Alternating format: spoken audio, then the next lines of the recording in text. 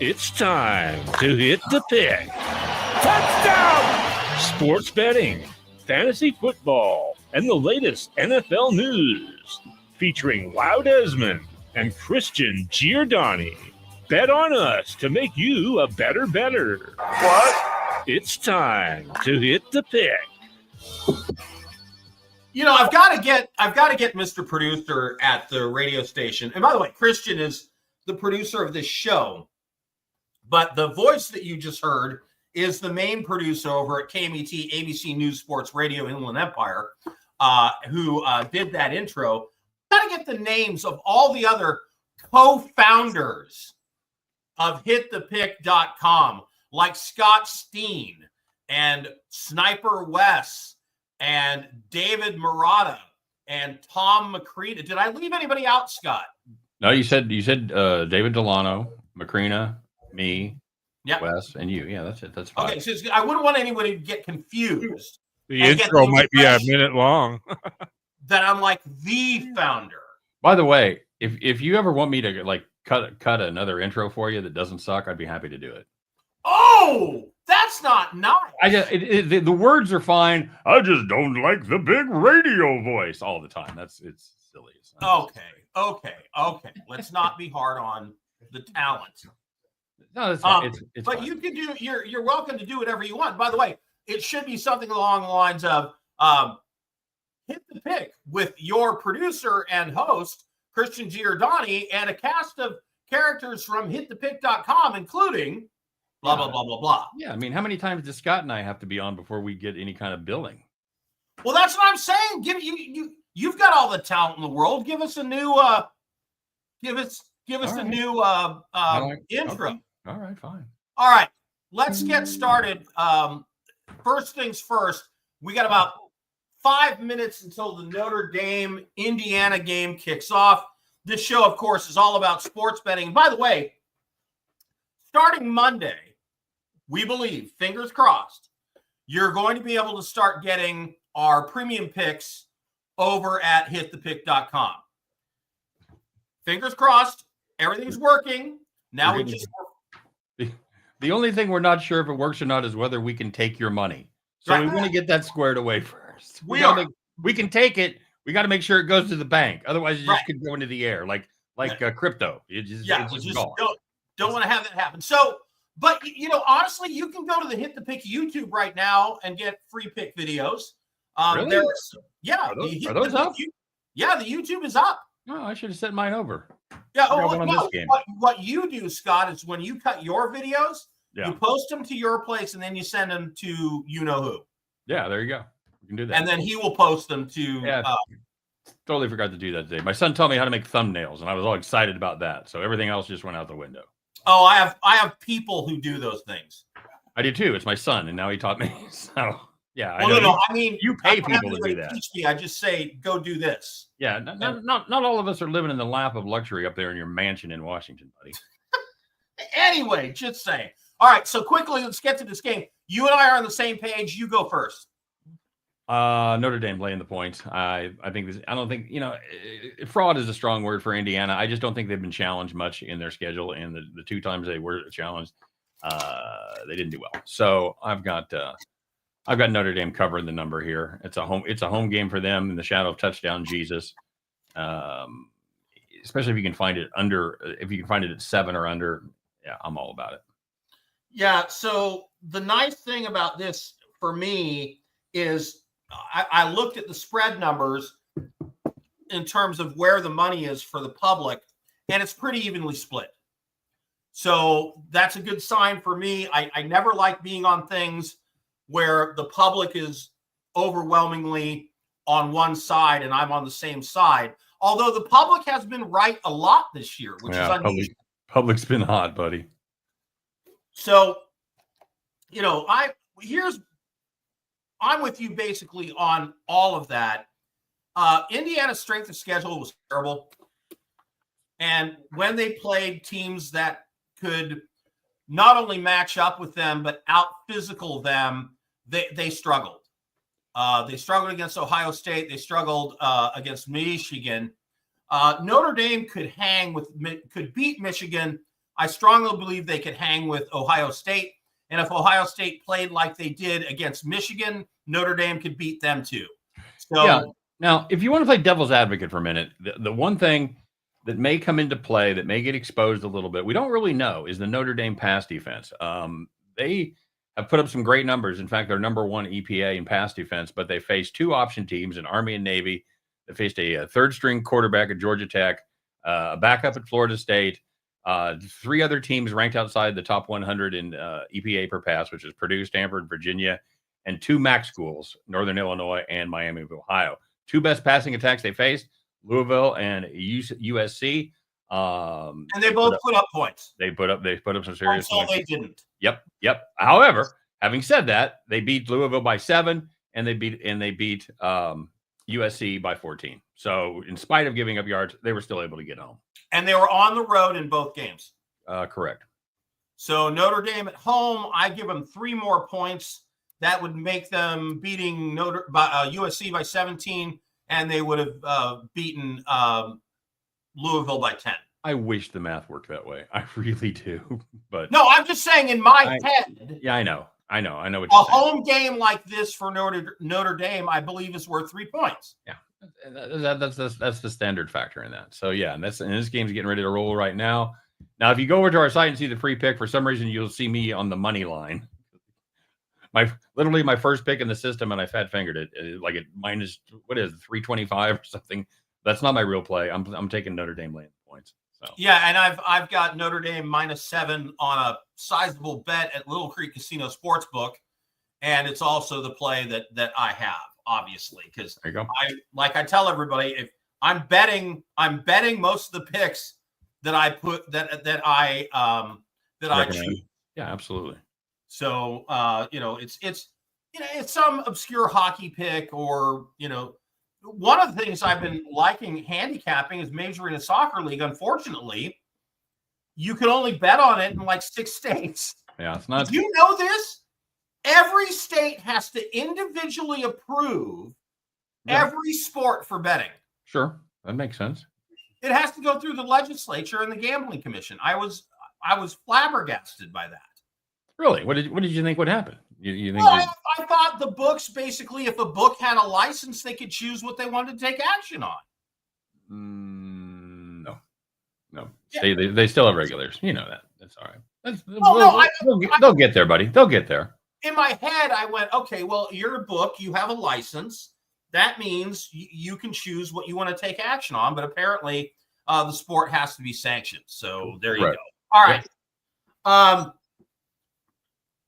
What do you want to talk about first in terms of tomorrow's college playoff games? Well, you want to talk about them in chronological order? That's fine. That's fine. I don't have a take on all of them. Okay. So.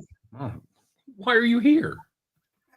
Well, because I was on the Gabe Morency Sports Radio show the other night, and they asked me about the JMU game, and I said, well, the one thing I know for sure is I would bet on JMU's culinary program, because they have one of the top 10 cafeterias in all of college in the United States. Well, there you go. That's a fun fact, supposedly. Sure.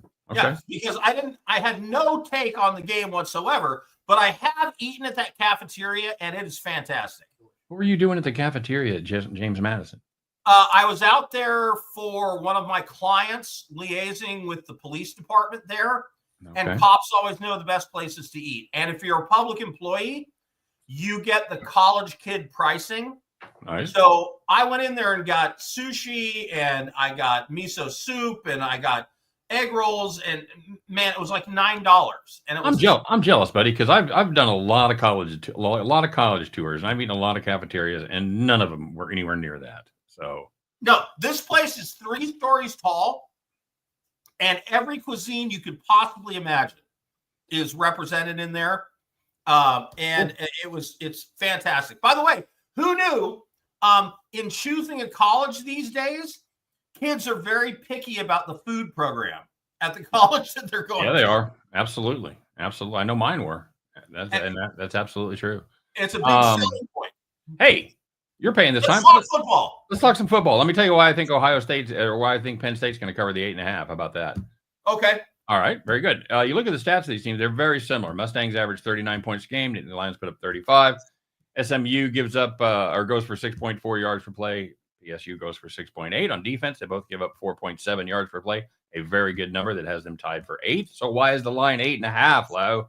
Why is the line 8.5, Lau? Well, you are the experienced handicapper. You tell me. The level of competition they faced, my friend. Toughest teams the Ponies faced were BYU and Clemson. Guess what happened in those games? They got beat.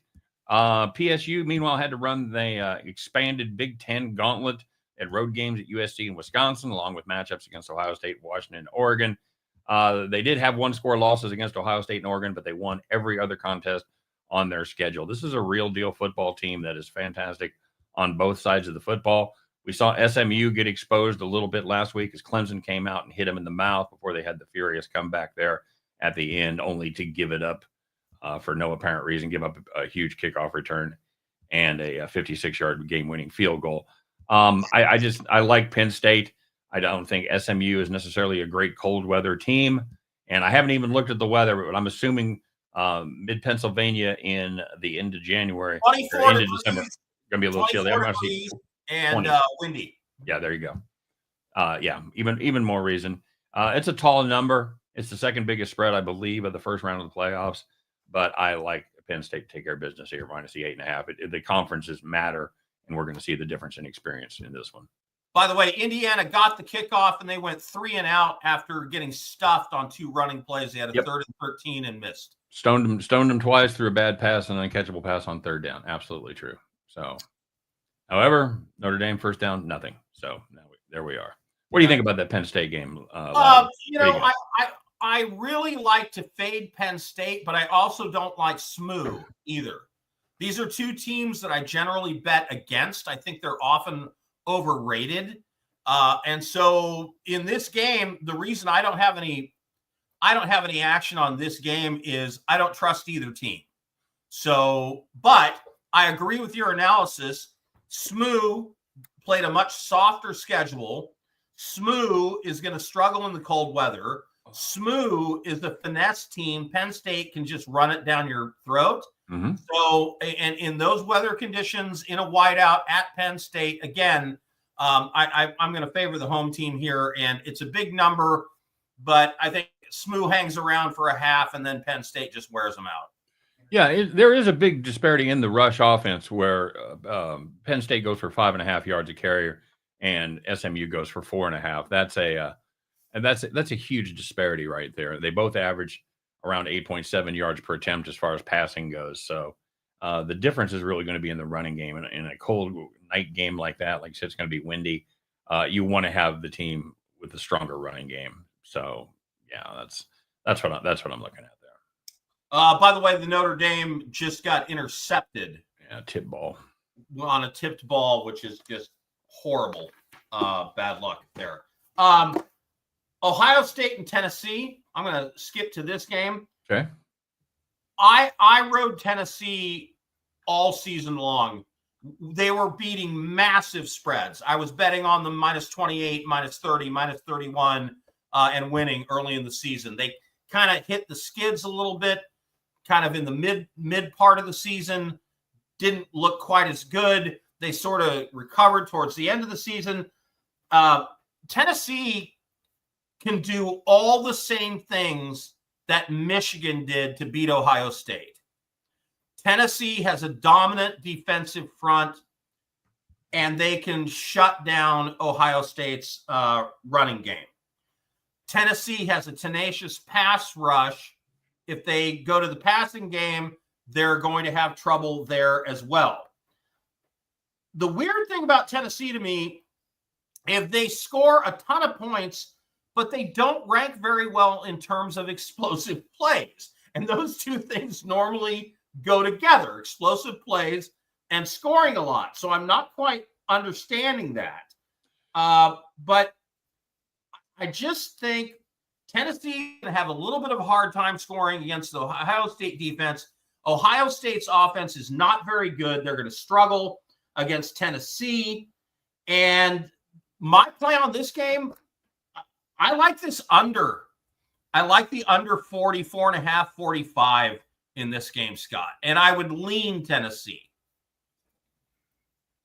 Well, let me tell you why I have a problem with that. Tell me. Both of these rush defenses are incredible. You're not going to be able to run on either one of these defenses. Tennessee gives up just 2.8 yards per carry. Ohio State gives up 2.9. The problem that I have with back in Tennessee, which I am going to do, by the way, but my worry in this is Tennessee is actually more dependent on the run than Ohio State. You wouldn't think it would be that way, but that's what the numbers say. That's why the correlation of not the explosive plays. Correct. They run the ball 45 times a game and they pass it 29. So you've got a pretty big disparity there. While Ohio State is a little more balanced, they run it 34 times versus passing just 29 as well. They both pass the ball 29 times. So I think it's going to be a defensive. I think it's going to be a defensive struggle. I do worry a little bit about what happens when you can't run the ball. And the answer to that is you start throwing the ball. And when you start throwing the ball, it means two things. You're either going to pick up pretty good chunks of yardage, or you're going to have incomplete pass. You're going to stop the clock. That's what I have a worry about playing the total in this game. So I'm taking the dog shot here. I think these teams are very, very close in skill level. And they've got them seated next to each other. It's the 6-7 game. I just don't think there's 7.5 points difference really between Tennessee and anybody in the country.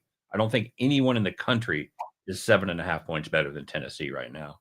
I'll take the Vols and the points all day long. Well, just full disclosure, I did place a bet on Tennessee plus 7.5, but there you go.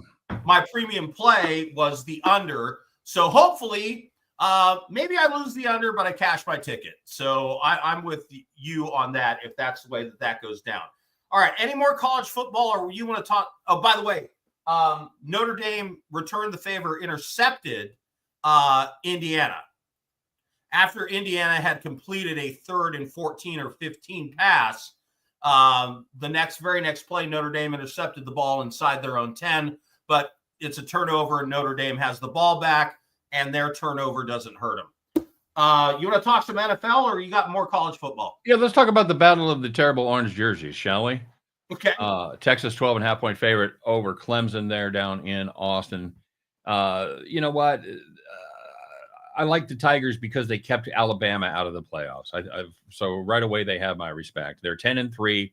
They're the only 3-loss team in the field. They finished the season ranked by the same committee that did the seedings. They ranked them 16th. Yes, because they won the game against SMU. I mean, they became the ACC champions and had to be placed in the tournament. They are the last seed. They're the 12th seed. Texas is the highest at large team. Number 5, of course, they're 11-2 on the seeding. They have a number 3 ranking on the season. This is a Clemson team that's sneaky good. And I know they've had some letdowns. I know they've had some bad games. They about gave it away last week against SMU. But this is a team that ranked in the top 20 nationally in scoring. They put up 35 points per game. They got a balanced offense. By the way, these teams have never met, but the quarterbacks have met in the Texas State Championship game. Klubnik against Eulers went down there in Texas for the 6A championship. Probably played in front of about as many people as are going to play in front of him this game, by the way. But he's been very good. Klubnik has got the 3rd most passing touchdowns in college football with 33. Only thrown 5 picks on the season. And the Tigers also sport one of the best turnover differentials in FBS. They don't give the ball up, and their defense leads the country in forced fumble recoveries at 21. For Texas, this defense is the real deal. They allow the 2nd fewest points in the country after Ohio State. They have held 5 teams to under 10 points this season, and that is 2 more than they allowed teams to score 20, which is just 3. And 2 of those were, of course, by Georgia. This is a very good Texas defense, but I think the Tigers, a team that excels at forcing turnovers, I think it's going to be the difference because the Longhorns struggled in both of the games against Georgia, was giving the football away, and now you're going up against a team that's even stronger as far as taking the ball away.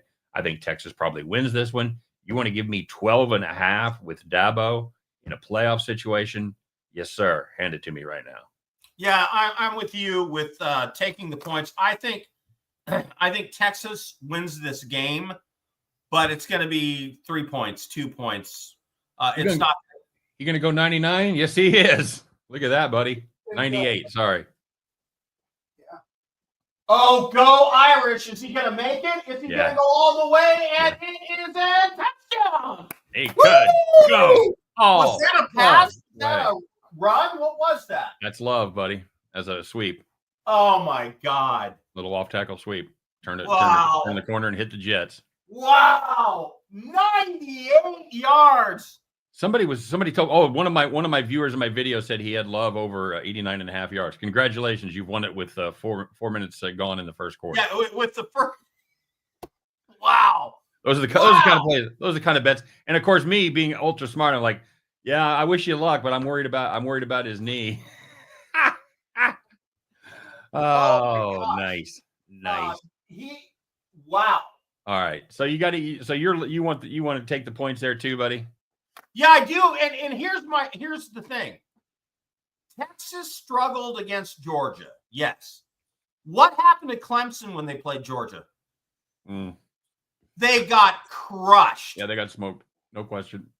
So, yes, it was early in the season, but Texas matches up better physically than Clemson does with Georgia, which tells me Texas has an advantage physically. And so if you're going to give me a team that has an advantage physically, I think they're going to win. But I'm with you. This is not going to be 35-17. I just don't think so. I just don't think in a big game like this that Clemson's going to come up that short. Right. So if you were going to tell me, all right, Lou, you have a choice between Texas winning by 14 or Clemson winning the game, I'm going to take Clemson winning the game. I'm not taking Texas by 14. I'm with you. And, right? And if you wanted to take a little, you want to put a little pizza money on Clemson at plus 375, I wouldn't be mad at you. No, and that's the way I would play this. If I was, I don't have a bet on it, and I don't have a pick, but if I win enough money tonight and early tomorrow, I may. Because we all say, when we win the money, we're going to take everybody out for steak dinner. We're going to take money off the No, we don't. No, we don't. I never say that. I don't lie. I'm not saying that. So, but yeah, you reinvest. You reinvest, exactly. If you get up big enough, yes, you take everybody out for steak dinner, and I have done that a number of times. Or you go buy a real nice bottle of some really nice booze. But in any case, get some Pappy in you, buddy. Or Blanton's, or sure. Who knows? All right. In any case, that's the way I would play this. Is I would go Clemson plus the points, 75% of the stack, and Clemson to win for 25%. Okay. All right. Very good. That's the way I roll there. Hey, we got about 4 minutes. You want to talk a little NFL? Yeah, quickly, go ahead. What's your best bet tomorrow? NFL-wise. Well, okay. Talk about. Now, I'm going to say this with a grain of salt because I think I've missed every time I've picked one of their games. Chiefs to cover. Chiefs to cover the 3.5. I like it. You are getting, what's his name back? Hollywood something? Hollywood Brown's going to be back. Absolutely. And I think that's a big deal for the Chiefs. Another weapon, buddy. Another weapon. Exactly. So yeah, Mahomes is good. He's been a full participant in practice Tuesday, Wednesday, Thursday. He's ready to go.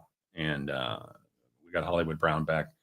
We've got Omenihu back on defense. He gets better every week. So I think this is a Chiefs team that's ready to make a statement. I have a tramp stamp tattoo that says no regrets. Nice. But I do have one this week, which is as soon as the Tampa line went up, Tampa +4 at the Cowboys, I absolutely should have grabbed it because it's Tampa -4. Mm-hmm. Oh my God. Tampa Bay +4 would have been like my bet of the year. What changed there? Baker? Was Baker? No, it was just a bad line. Tampa Bay just keeps finding ways to win. About a month ago, I started telling people Tampa Bay is going to win the South. in the NFC, and I placed a significant bet on it. And people are like, "You're crazy! It's still going to be the Falcons. They're a game ahead." And I'm like, "No, Tampa Bay. They're going to win the South." I still love Tampa Bay to win this game. I'm not crazy about the -4. I might buy it down to 3 and pay maybe $150 to get that. I know you shake your head. You say professional sports bettors never buy points. Okay, never said that. All right, so leave me out there. Ravens Steelers. This game has gone under something like 13 times out of the last 15. Okay. The Steelers have beat the Ravens 5 out of the last 6. Yeah. 1 minute. I love the Steelers and the Ravens game to go under, and I'm less inclined on the Steelers plus 6.5 because they don't have Pickens, and that really hurts their ability to score. Yep. But the Ravens are also without 2 of their starting wide receivers. Yep. So this is going to be a rock fight. Run here, run there, stop the run, stop the run. Maybe this ends up at 35 points, but does it get over 42? I don't think so. There is no chance that I am getting in front of a Ravens team that's seen the under hit in 11 of their 14 games. Not going to do it. Although it has not hit in 2 of their last 4. So they've cooled off a little bit, but man, no. Even with no. I'm not. I wish you luck, buddy. 75% of my stack would be on the under, 25% on Pittsburgh plus 6.5. Godspeed, sir.